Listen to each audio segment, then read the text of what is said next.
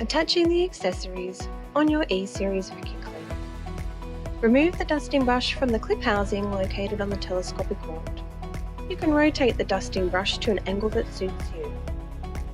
The crevice nozzle is located conveniently in the rear of the machine, as well as the upholstery tool.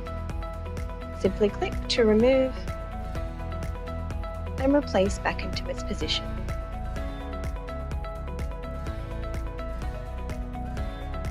SEBO Australia. Visit our socials today on Facebook, Instagram, and our how-to videos on YouTube.